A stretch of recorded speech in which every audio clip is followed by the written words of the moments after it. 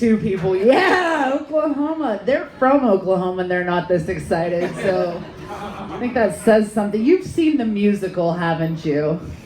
You know when people have seen the musical because the first thing they do when you start to talk to them is the deep inhale. Because if you don't know the song, it goes, oh, yeah, no, sucks. I had that happen a lot when I was living in Europe. People would be like, you're from Oklahoma, and start singing at me. And I'm like, no, you don't want that. Thanks. Only other people that have that happen to you, like, is Chicago, right? Okay, clearly I'm a theater nerd. Okay, We'll move on. I am from Oklahoma. My family is exactly the kind of people you think would be from Oklahoma. And, like, if you don't know what that means, like, okay, Oklahomans are really nice, but in a really rude way. Or they're really rude, but in a really nice way. Like, my grandma, when my little cousin had a baby, she was, like, really excited to see her great-grandchild. And I was like, cool, what's this baby like? She goes, well, she looks like her mother. I'm like, cool. And she goes, and we both know Amanda's not very pretty. Yeah. So it's probably good that my grandmother passed away before the last cousin had a baby because that one is ugly. And the only one to blame it on is her actual grandchild. So she can't be like, well, yeah, she looks like her mom and her mom is ugly. Can't say that about your own grandkids. Anyway, no, my grandma was awesome. She was kind of the family bitch, and so I inherited that from her, and now I get to be the family bitch. I'm not allowed at Thanksgiving anymore. No, I was at Thanksgiving, and my aunt said, this is what happens when you give those N-words money. She didn't use N-words, though. I was really shocked, and I go, Aunt Luann, that was a really cunty thing to say. And they were like, you can't call her that. And I was like, but she's being a cunt. And yeah, not invited to Thanksgiving anymore. Turns out that it's not nice to tell someone who they are. I don't really like my aunt, if you couldn't tell. We have a great family relationship, hence the reason I do stand-up comedy.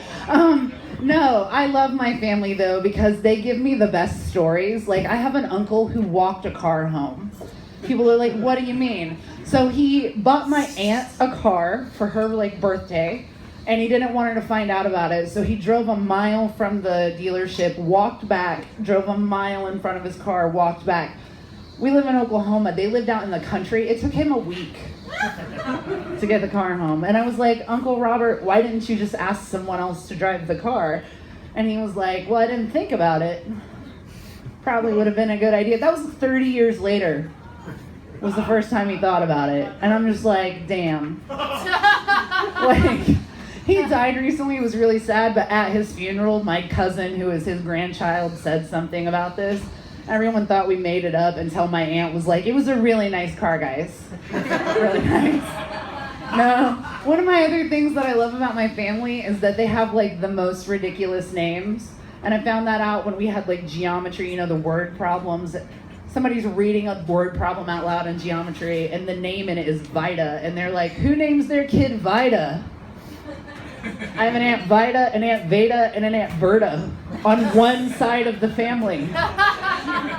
And an Aunt Velta on the other side. Like, who has that many? Okay, my great-grandmother named my grandmother Margie and her youngest daughter Margaret. That's the same fucking name. And when I said something, she was like, no, it's not. And I was like, dementia set in. Okay, cool. No, love my family, I do.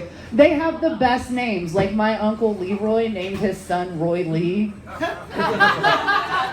I am actually related to a woman named Ethel. Okay? So, like, when people find out that I lived in London, they're like, really? I was like, yeah, when I moved there, I had family members who didn't know if I would know the language. Like, I'm moving to England, bro. Like, one of the funny things is, like, what I found out about English people is they're, like, really honest. And if you don't know this about them, I found this out on my first date with my ex-boyfriend because he told me, he was like, look, I really like you, but I think you need to know something about me. And I was worried because I'm from Oklahoma, so I'm like, he has a kid, he has an ex-wife, he has a meth problem, running through the problems that I've been used to in my head. And he was like, I really like you, but I think you need to know, I like to be peed on. Okay, so look, I'm like 20 8 years old at the time, and I'm like a 6'1" fat white girl in England, and this gorgeous man is saying that, and so I'm like, second date is when? So like, we go on a second date, because like, my standards are really low. They're like, you have a job and you're taller than me, we're good to go. And he met those requirements, plus he had an accent. So I had to go to his house, and I'd been at work all day. We did a wine tasting at work. I didn't go to the bathroom all day, because I'm like, if I'm gonna commit to something, I'm committing. And I ride a bus to his house, which was like a bad decision on my part. And I texted him like halfway there, and I was like, I think I'm gonna pee myself. And he was like, not yet, smiley face, wink. And like, okay, here's the thing. I grew up like in the country, so like, if you've grown up going to like field parties, you know, like you go to the bathroom anywhere. And I get to his house and I think I'm gonna pee myself before this ever happens. We go to the bathroom because like, okay, first of all, if anybody takes you to their bedroom when they say they want you to pee on them, that's fucked up. Okay, if there's like a plastic sheet on a grown man's bed, no. So we're in the bathroom and I'm like, okay, I'm committing to this. And like, look, I've peed a lot of places, but it is like impossible to pee when somebody's like, just like directly on your vagina, okay? And I'm just gonna leave you on that. My name is Kristin Stahlman, thank you.